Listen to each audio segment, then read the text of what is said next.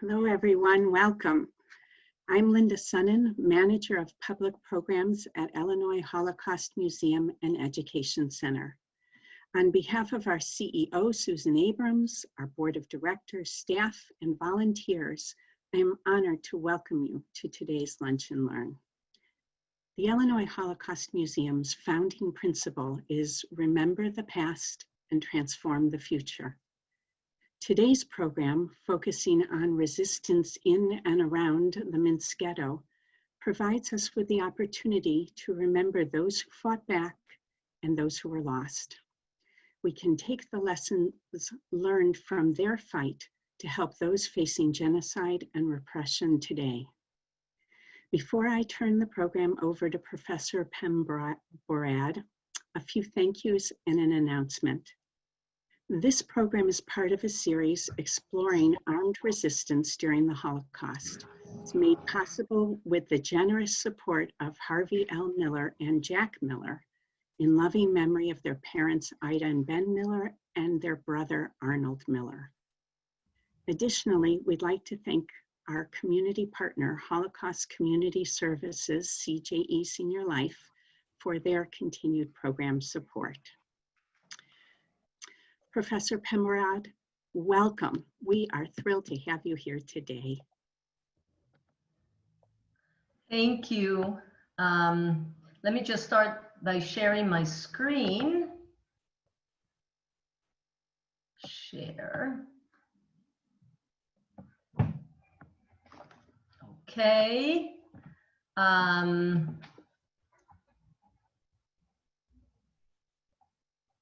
There we go.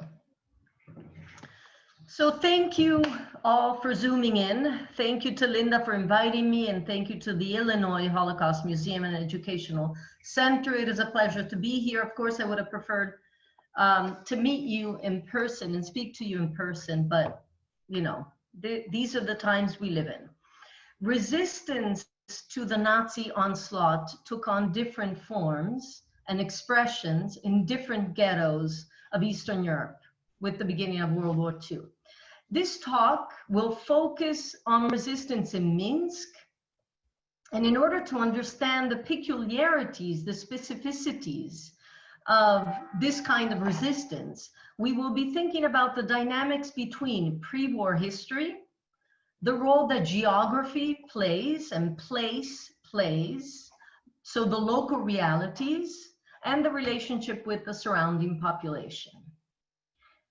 We will be talking about life and death and resistance in Minsk today. And we will be talking about heroes as well, people who made extraordinary choices in the midst of extraordinary circumstances. And it would seem unjust and unethical, at least on my part, not to mention the heroes who today are protesting at the risk of their own lives, the political repression in Minsk. The circumstances, of course, are very different. The context is very different, but the city is the same, Minsk and Belarus in general, and the heroism is very similar. So I am sure that everyone in this distinguished audience knows that it is impossible to fully understand what happened in the ghettos without taking into consideration what life was before the ghettos were established. So for example, how Jews responded to the persecution and the massacre in 1942 in any given place was determined also by what life looked like in that same place before 1939. And this, of course, relates also to resistance. How the underground resistance movement came together and responded to the German onslaught, to German brutality, depended in many ways on elements of continuity from the pre-war period. And I'll come back to this point, but let me briefly describe for you what Minsk Jewry, what the Jews in Minsk looked like on the eve of World War II. First of all, Jews made up more than 1/3 of the city population. Actually, before 1917, they made up for more than 50% of the population. But by World War II, it's 1/3 of the population. Most young Jews had successfully acculturated into the new system. They were literate in Russian. The older generation held on more to traditions and spoke Yiddish. Over the course of the 1920s and 1930s, the Soviets had clamped down on religion and religious institutions. Minsk had been historically a very important center of rabbinic Judaism, and many yeshivas had existed in Minsk before the Soviets closed them down, together with many synagogues and most of the religious institutions in the city. The Soviets had also closed down all Zionist organizations and all Bundist organizations. You know, the Bund, the Jewish Socialist Party that was established in 1897. Minsk was one of the centers of the Bund after Vilna. And by the late 1930s, also the Great Purges, the Great Terror had an impact on Jewish life. Yiddish writers were arrested and Soviet Yiddish schools were closed down. Yet, generally speaking, many Jews had successfully acculturated into the Soviet system. Younger Jews especially had taken advantage of the new opportunities offered by the Soviet state. They enrolled in institutions of higher learning. They joined the ranks of political elites, medical professionals, and the Soviet intelligentsia. For example, Dora Rivkina, who you see here in this beautiful picture, was the second of 3 girls born to a Jewish family in Minsk in 1924. She lived with her family in the city's center. Her father worked in a state-owned factory building furniture. And before the war, Dora was athletic. She excelled at swimming, at dancing. In 2nd grade, she was chosen to dance the lead part in the New Year's performance, which was very kind of an honor at the time for Soviet youth. She was also a member of the Young Pioneers, the Soviet youth organization, and she loved to listen to lectures in Soviet history and attend camping trips. Of course, everything changed for her in the summer of 1941. She was forced into the ghetto. Here you see an image, 2 images of Jews who are being literally forced. The ghetto has just been established and they're being forced into the ghetto. The Minsk Ghetto was established in August 1941 in the historical neighborhood of Minsk, which is right here. You see the cursor that I'm moving. I hope Minsk Ghetto. This is the main Jewish quarter historically where Jews lived. Some of these images that I'm showing you, actually, these photographs are from the collection, the YIVO archive, and also the United States Holocaust Memorial Museum. So here you see the entrance to the ghetto. The Minsk Ghetto was also the largest. Here you see Minsk up here, the largest ghetto in the German-occupied Soviet territories. The occupied Eastern territories was the largest one. When the ghetto was established, there were approximately between 75,000 and 80,000 Jews in the ghetto. I'm just going to keep showing you some images from the ghetto. Most of them were from the city, but many were also from the surrounding small towns. They were forced into the ghetto. And there were also thousands of Jews who came from Germany. They were moved from Germany, forced from Germany to Minsk. More precisely, between November 1941 and October 1942, the Germans deported as many as 24,000 Jews from Germany. Germany and Austria, they were forced to Minsk, and most of them were actually shot or gassed in special gas vans upon arrival. And they were actually killed here in the small town of Mali Trostinets. I hope, again, you can see the cursor here. This is the massacre sites of Mali Trostinets, which was a small village. It was about 8 miles from Minsk, so it's very close, right? I'll come back to Mali Trostinets later. But to go back to the German Jews, as I said, many were killed upon arrival. The others were forced into a different location within the ghetto that was only for German Jews. It was a separate section. They were segregated from Soviet Jews so that the two groups, Soviet Jews from Belarusia and German Jews, would have no connections. I'm just showing you these images here. Of course, what it says here is whoever attempts crossing will be shot. Here, another image that I wanted to show. These are inhabitants of the ghetto, Jews who were forced into the ghetto, and they don't have the yellow star like, say, the Jews in the Warsaw Ghetto have, but they have this yellow circle. So they're still branded with something yellow, but it's not a star. Here you see the synagogue buildings. This one on the right actually had been a Yiddish theater, and they are within the confines of the ghetto. This synagogue on the left was burnt down. Here you also have this makeshift cemetery in the Minsk Ghetto that was improvised, and this, on the other hand, is part of the historic Jewish cemetery. Just to go back to this, to the area of the Minsk Ghetto, this is the Jewish cemetery. So the Jewish cemetery was part of the ghetto as well. Forced labor, of course, just like in any other ghetto in Eastern Europe, Jews are forced into slave labor. Here you have some images. They mostly worked within the confines of the ghetto. There were some factories that were improvised, but they also worked outside of the ghetto, especially in this section of Shiroka, Ulica Shiroka here, Shiroka Street. There was a labor camp, as you can see here, Shiroka Street labor camp.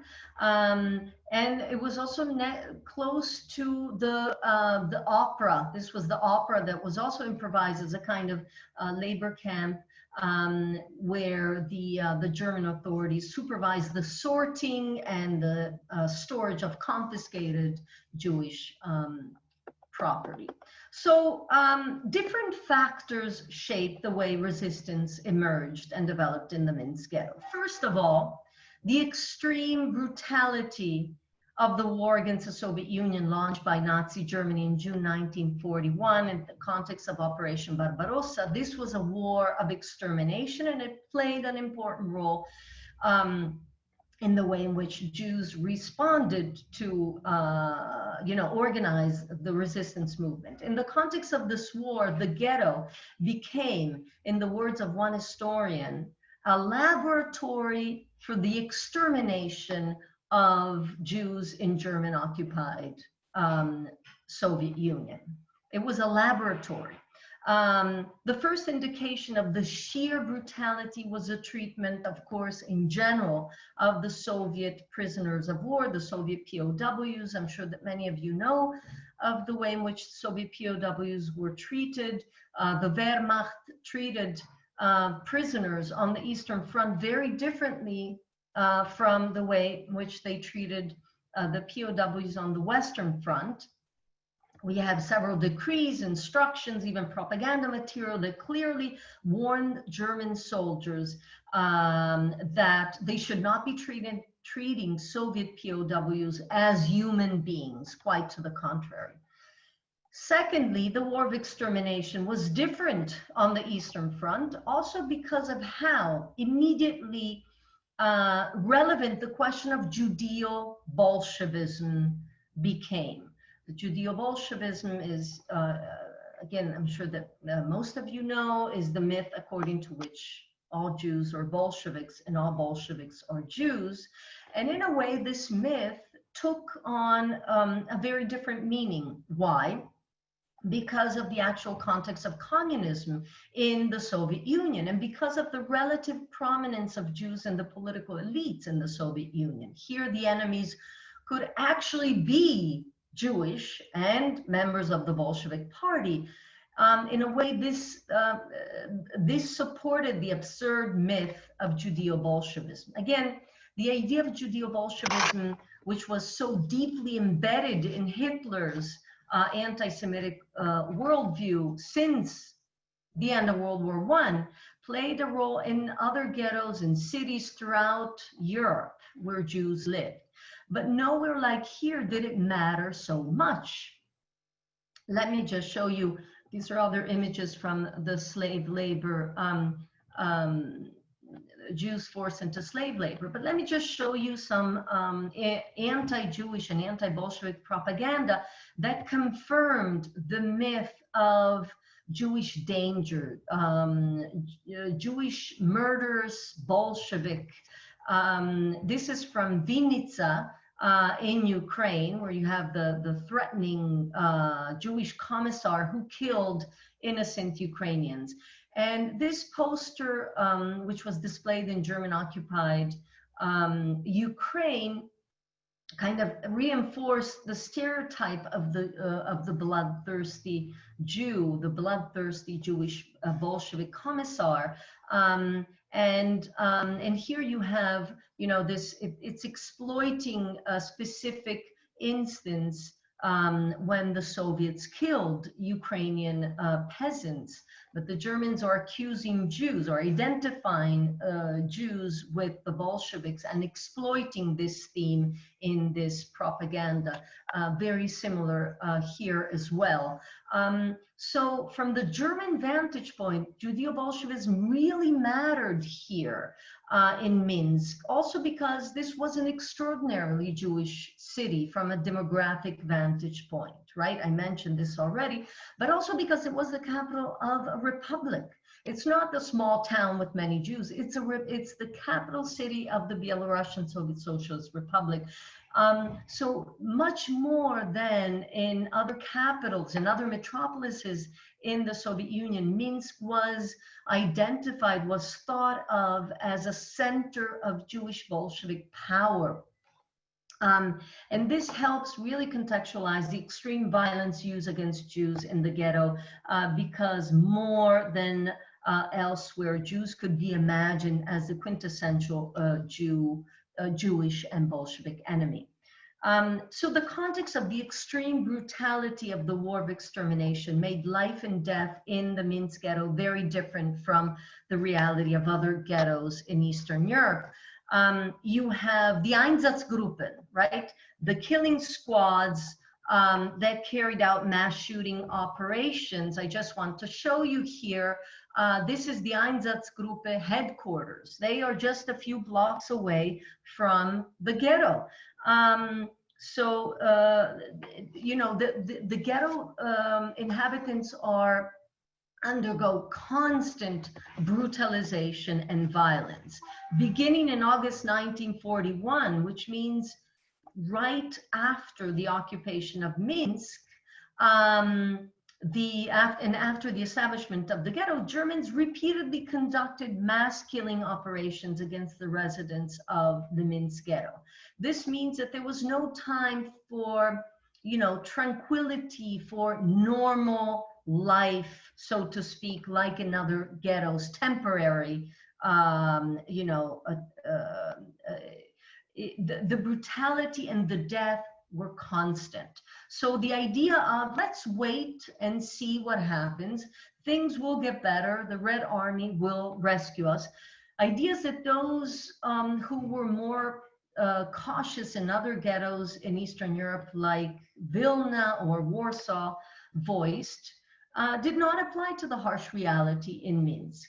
Soon after the establishment of the ghetto, just to give you an idea, on August 14, 25th and 31st, the Germans, and primarily the Einsatzgruppen, conducted a series of raids in the ghetto, Aktionen, and killed at least 5,000 Jews, 5,000 within the context of the ghetto.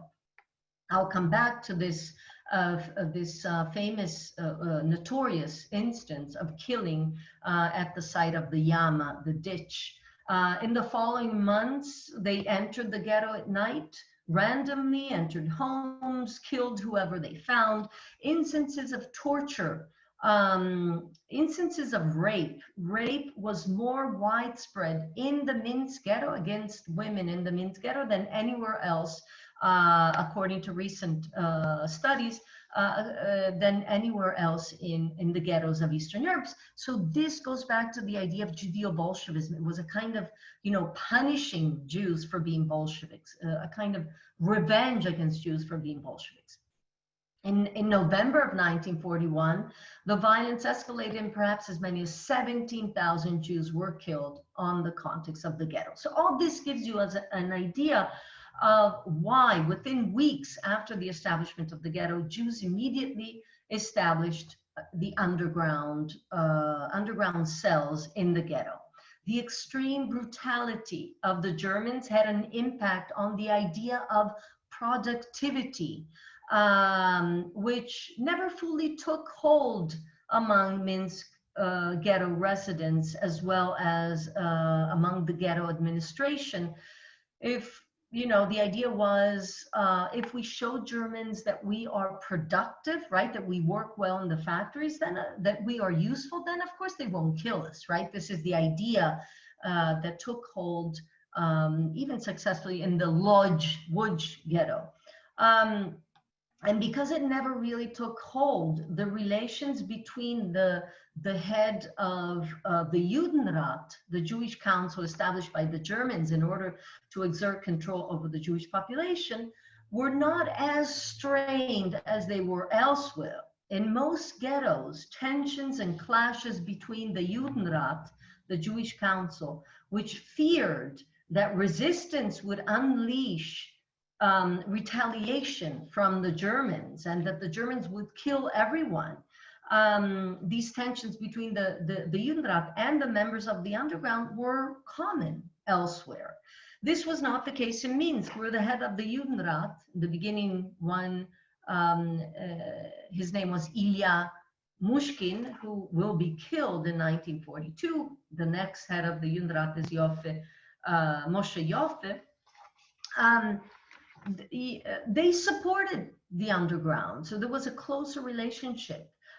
They helped get more weapons, and this in turn encouraged more ghetto residents to fight with the partisans. So what happened was this: secret groups were formed in the ghetto within days after its establishment.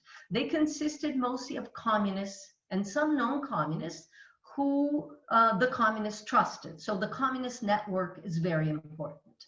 One group consisted largely of members of the Komsomol, the communist youth organization. Here I'm showing you a photo of Mikhail Gebeliev, who was the leader of this specific group. Again, as a reminder of the fact that life and politics before the establishment of the ghetto mattered, Mikhail Gebeliev was a top figure in interwar Minsk Communist Party life.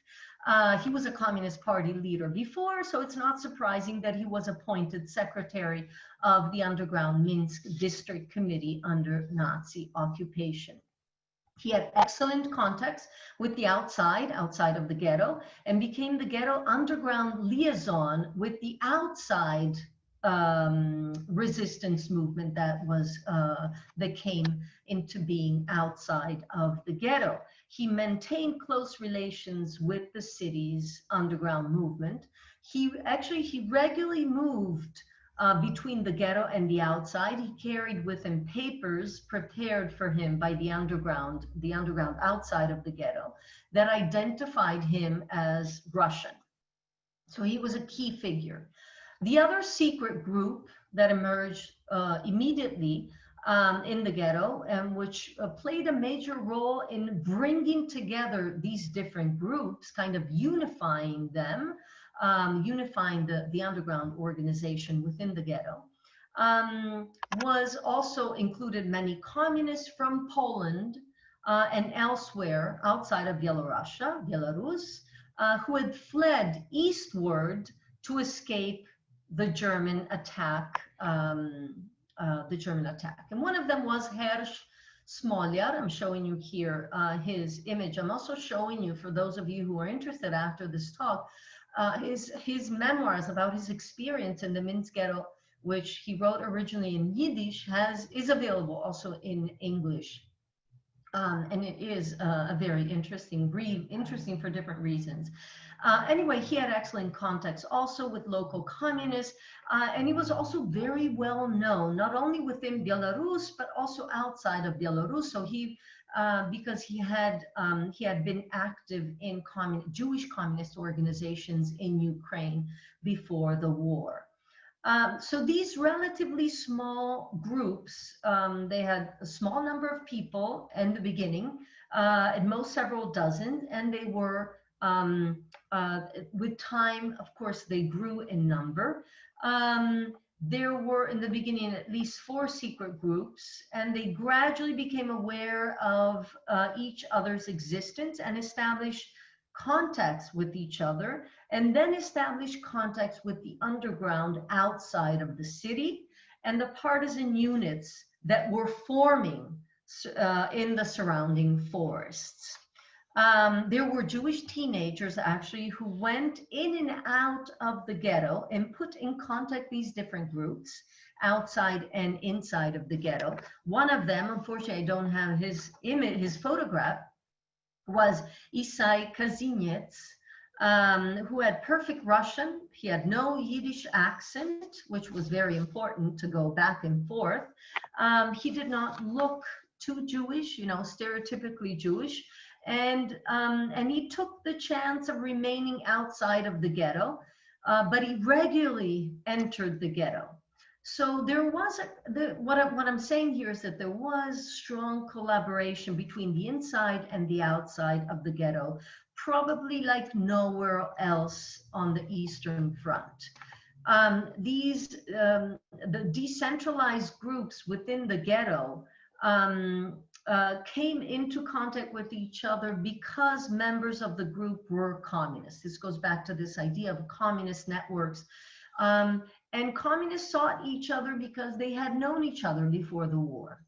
The more the violence carried out by the Germans and their collaborators escalated within the ghetto, the more the urgency to send Jews into the forest and strengthen relations with the outside grew. So what was the goal of the resistance, and what was the nature of the resistance in the Minsk Ghetto? So from the very beginning, local Jewish communists formed an underground organization with the goal of transferring Jews from the ghetto to the forest to fight with the partisans, with the Soviet partisans. The leaders did not consider this an independent Jewish organization, which is very important, but they considered it as an overall communist activity. They were not fighting as Jews, like, for example, the Jews in Warsaw. Most, not all, most Jews in Warsaw who took part in the uprising, in the resistance movement, fought as Jews, or in Vilna. They were mostly fighting as Soviet citizens. Why was their priority not to organize an uprising within the context of the ghetto, but to flee to the forest, to go to the forest? The uprising in the ghetto was usually, in other ghettos, was usually the outcome of a more Jewish initiative, a more Zionist initiative, right? It was a last stand for national pride, for honor, revenge of the Jewish people. But in Minsk, there was no Zionism, right? There was no Zionist organization. Zionism had been destroyed by the Soviets, had been deemed illegal in 1921. Jewish organizations had been destroyed by the Soviets. This was the Soviet legacy. in an extraordinary effort of resistance, its main goal was to release thousands of unarmed ghetto residents, including even children, into the forest, as well as supplying combatants for 7 regional partisan units. The Jews who fled from the Minsk Ghetto joined 7 different regional partisan units. But in some instances, they also formed partisan units, at least one Jewish partisan unit, as I will mention. One more thing that I want to mention here is that place matters. To flee to the forest and join the partisans was not a possibility, for example, in the Warsaw Ghetto. There were no forests surrounding Warsaw. There were no partisans. Here, there were lavish forests that surrounded Minsk. So an extraordinary number of Jews managed to flee to the forest, approximately 10,000 Jews. Nowhere else in any other ghetto in Eastern Europe did so many ghetto inmates manage to flee. Not everyone survived. Actually, the large majority of those who fled were killed.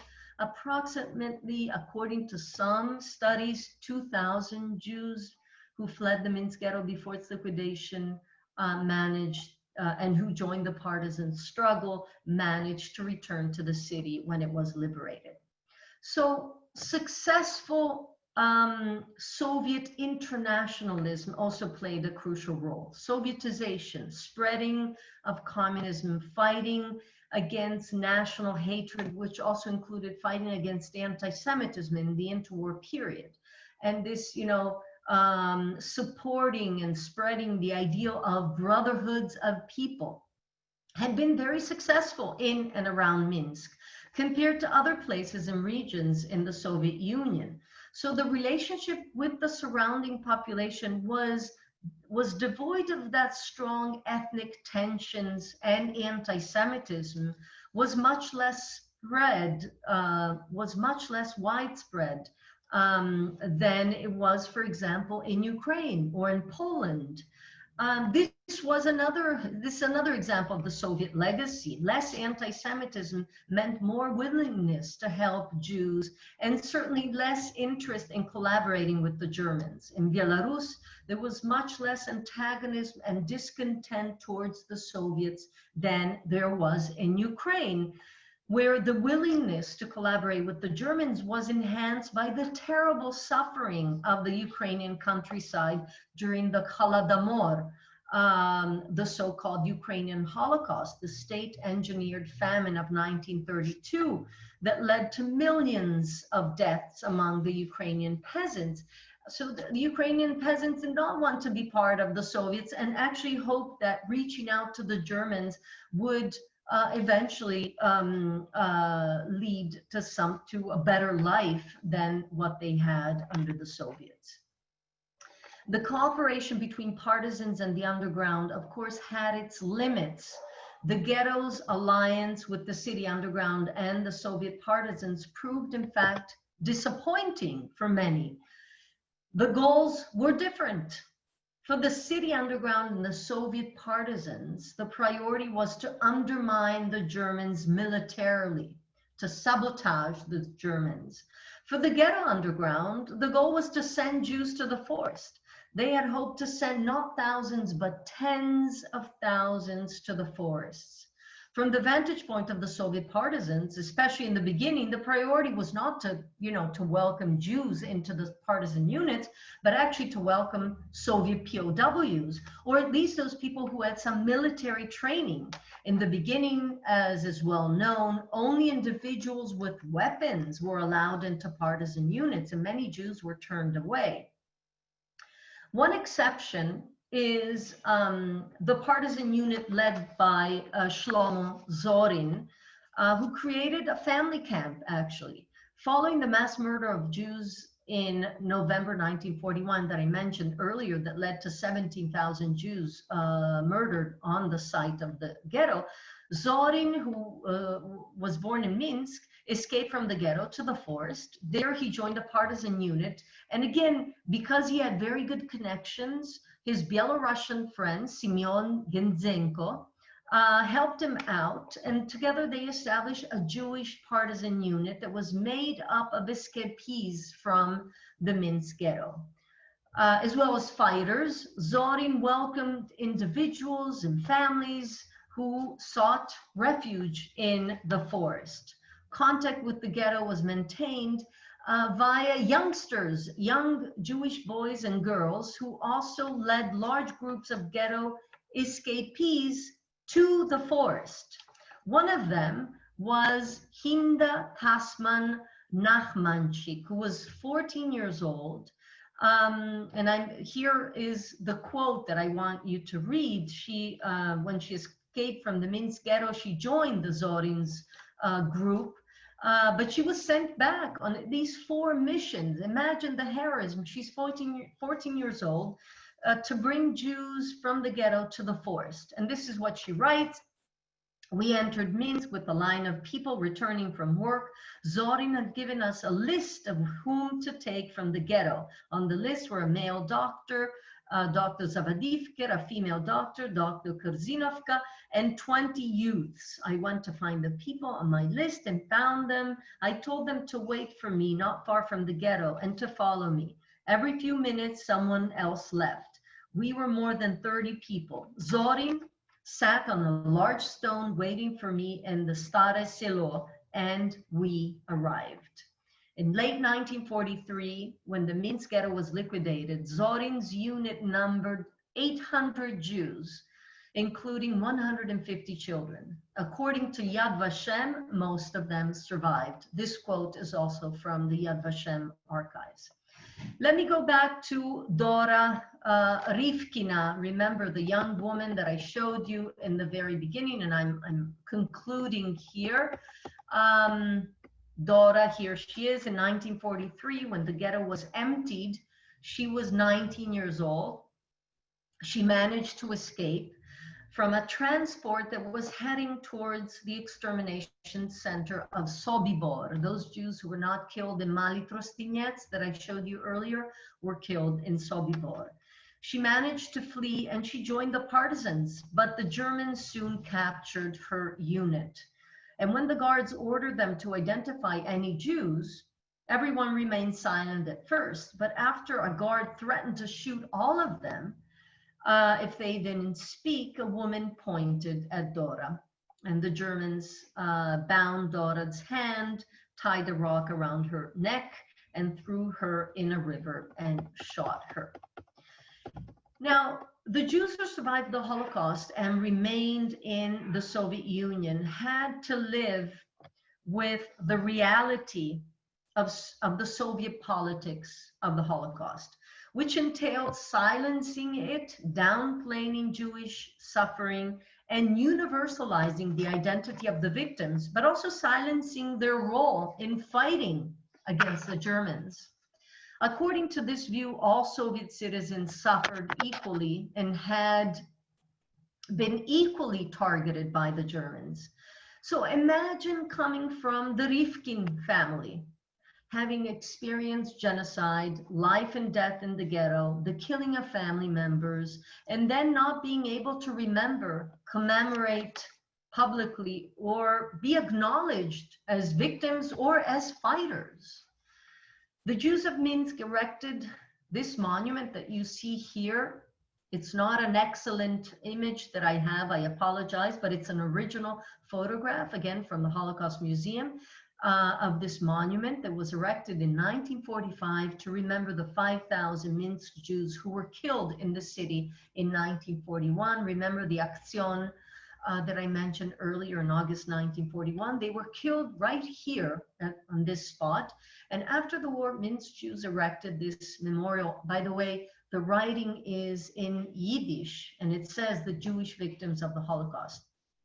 I am showing you this image here, and I'm showing you some Jews who came together to commemorate in 1945.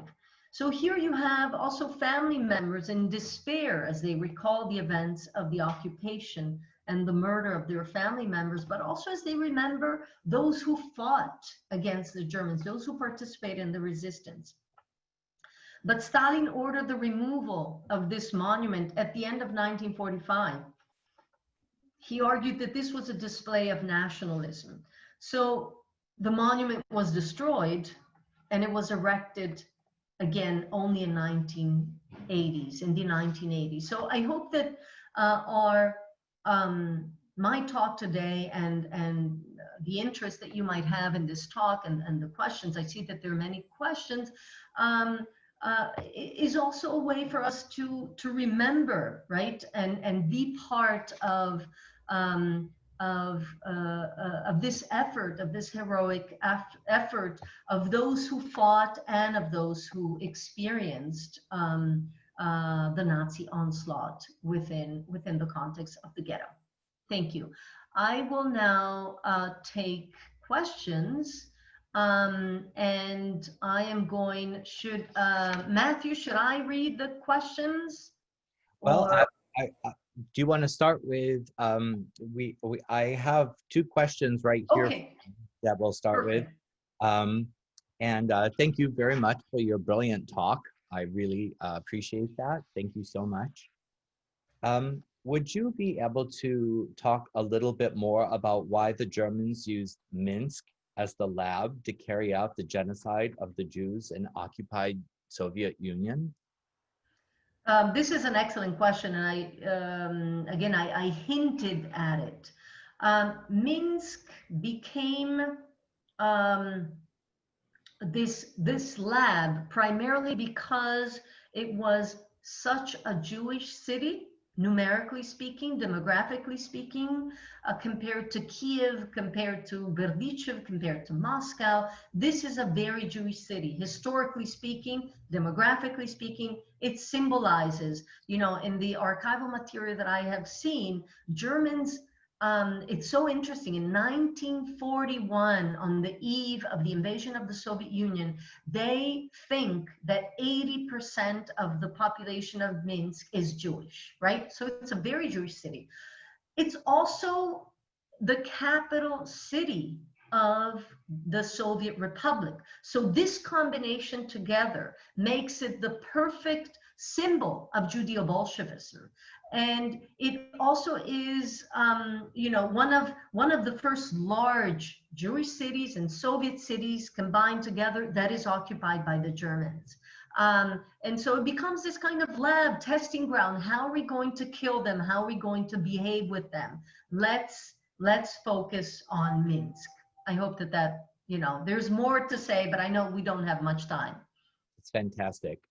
One of the other questions is does the cemetery in the ghetto, where the ghetto was, still exist? And was it used just then, or is it still being used? That's also an excellent question, and it is a very sobering one because the cemetery was completely destroyed. It wasn't destroyed so much by the Germans, by the way, meaning that it was partially destroyed by the Germans, but and by, you know, as the war evolved, you know, that part of Minsk was the Jewish neighborhood. The ghetto was almost completely destroyed, but there were some remains, not remains, there were some tombstones. Some parts of the cemetery still existed, but in the post-war period, the Soviets destroyed completely the cemetery, right? It was part of the past. And actually some of those tombstones were taken and were used for some Soviet monuments. You know, they were reused, recycled by the Soviets after the war. Wow.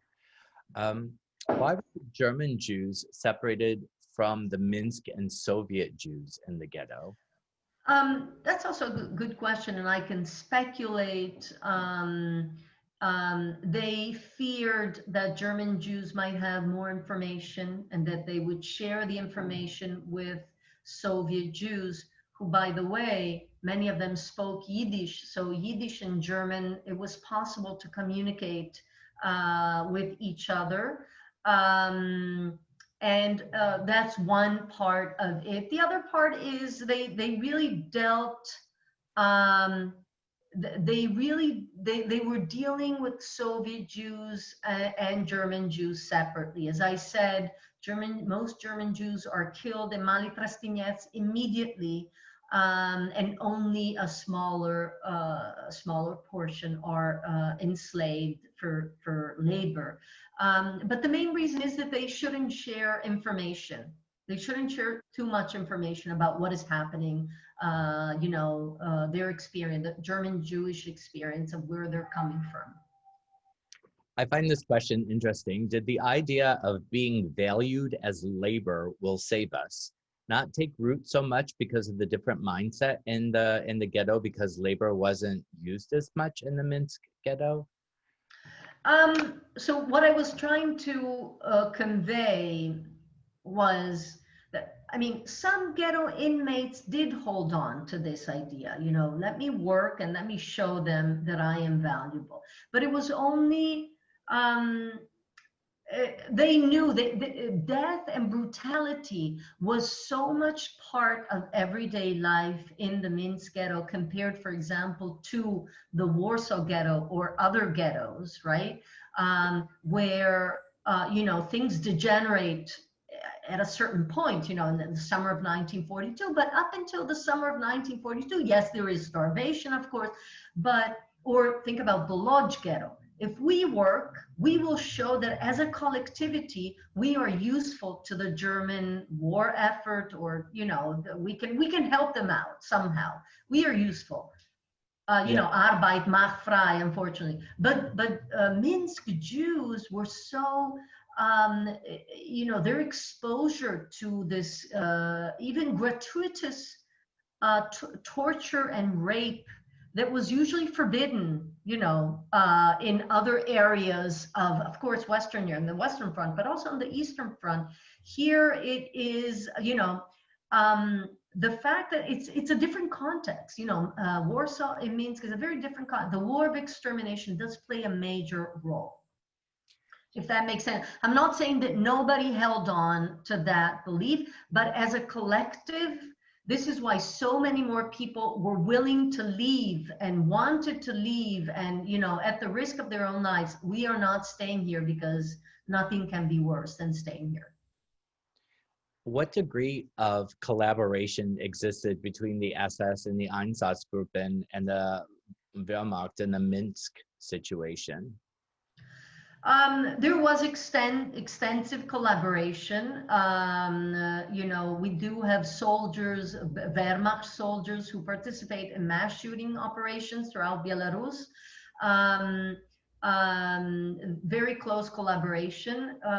Since you mentioned collaboration, what comes, more to mind here, and it's something that maybe I didn't highlight enough, is that we have less collaboration on the part of the local population of Belarusians with the Germans than we have in other areas of the Soviet Union. Belarusians are more resistant to collaborating with the Germans because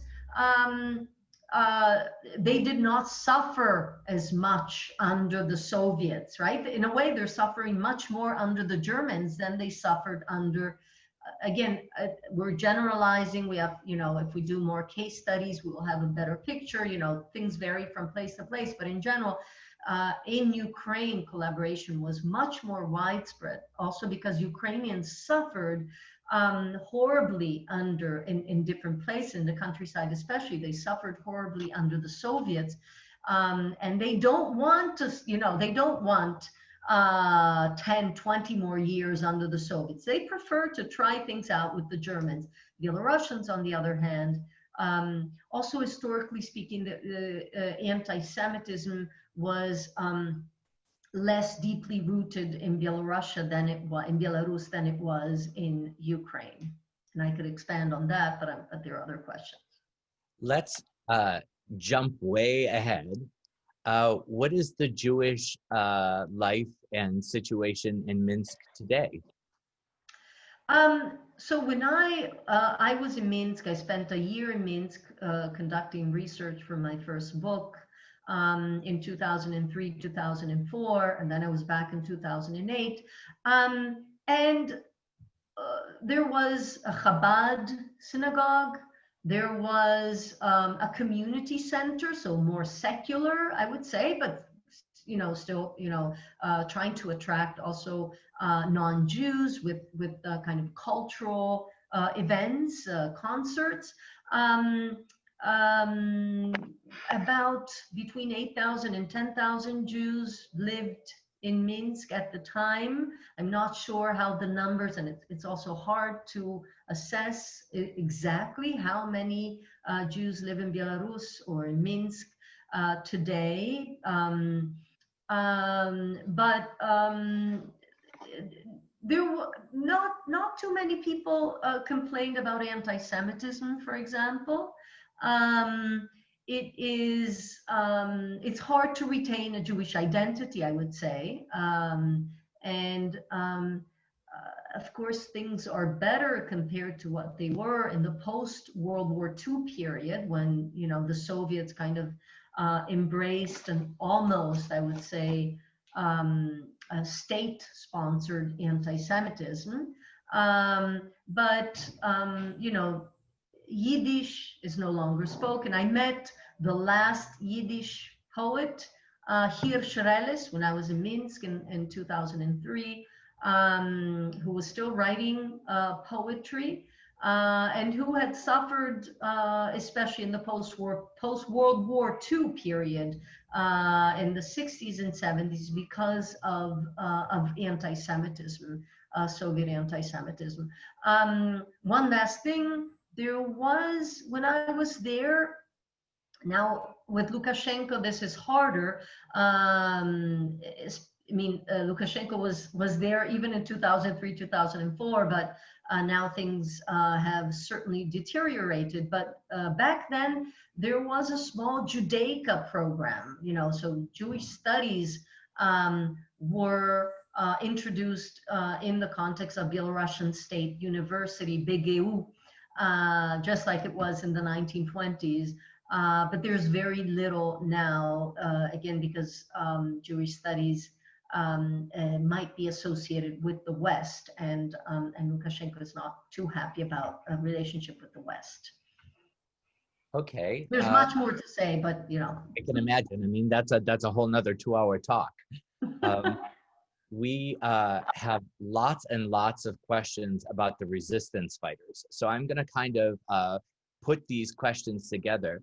Basically, the questions seem to be, what were the demographics of the resistance fighters? Were they all communists? Were they women? Were they religious Jews? Talk a little bit more about that. Mm-hmm.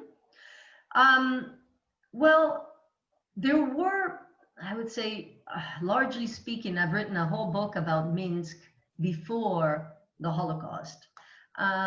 Religious Jews were very few. There were very few religious Jews, especially if we think about the younger generation, right? Resistance, first of all, means everywhere, mostly younger, younger individuals who are willing to fight, who do not fear retaliation, and who embrace, the risk of death. So among the younger generation, there are very few religious Jews. It's hard. I would say that it's almost impossible, but I don't, their voices might be missing from the documents we have and from the histories that have been written. Remember that most of those who fled the ghetto died, were killed by the Germans, and in some cases by the Soviet partisans themselves. So there might have been some traditional Jews, religious or more traditional, who came from the Städtlach, came from the small towns, not necessarily from the city of Minsk, but from the small towns, and then were forced into the ghetto and then fled the ghetto. And so there might have been some traditional Jews, and their voices are not there. Women, there were women. Actually, I mentioned this young woman who's 14 years old who fled the ghetto. Her whole family has been killed. She joins the Zorin unit. And she goes back and forth at the risk. She is very well aware of what can happen to her, the risk that she is facing. The truth is that women, especially in the beginning, are not welcome in the Soviet partisan units. Women in general, Jews or non-Jews, are not welcome, but Jewish women even less. From the ghetto, it's actually men in the very beginning who were sent out into the forest to join the partisans because, you know, weapons, when in the very beginning, the Soviet partisans only accept those individuals who have a weapon with them. So the weapon is usually given to men, not to women. So it's the men who go.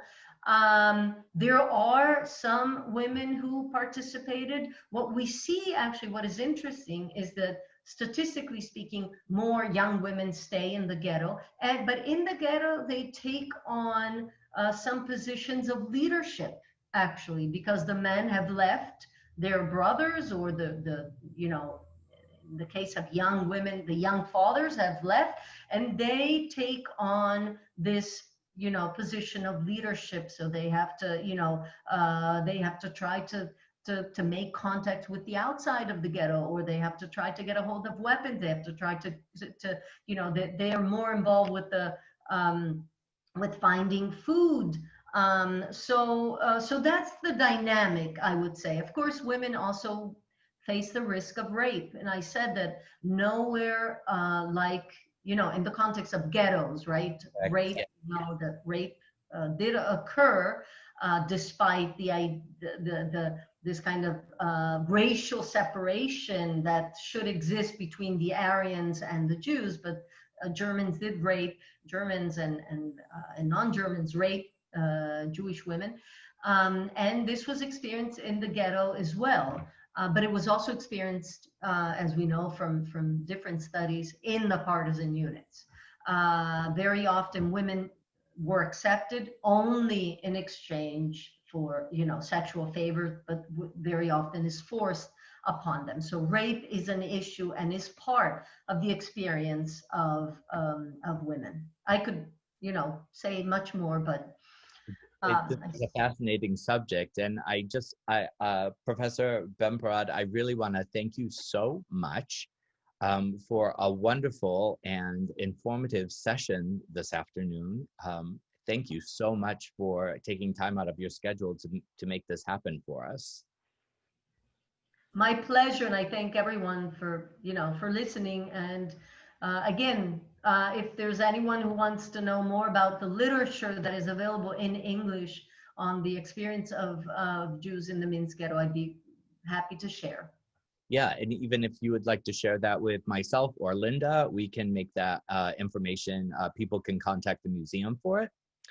I would like to thank everyone who attended the program today. Just 3 quick announcements before we end. If you could take a moment to fill out the survey for today's program, the link is going to be posted in our chat box. I will make sure that that's there right now. Let's see, chat box.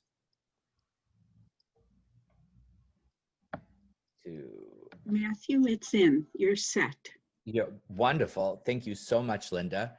And the museum is now open Wednesday through Sunday from 10 a.m. till 5 p.m. Last entry is at 4:00 p.m.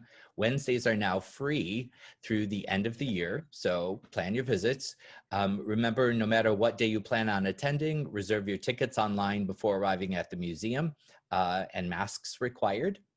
And finally, the museum is offering several fabulous upcoming events, and you can read about and register for these programs by visiting our website, ilholocaustmuseum.org/events. And I really hope to see all of you again at a program. And thank you again, Professor Bemporad. This was fascinating. I had no idea. Thank you. Professor, thank you so very much. It's Linda and Matthew. Thank you for jumping in. This is living in the digital age, and so grateful that both of you just kept going. Thank you everyone who attended, and we hope to see you at our next program. As Matthew said, the information is in the chat box for you, how to get to the programs, as well as the link to fill out that survey. Thank you all, and be well. Bye-bye.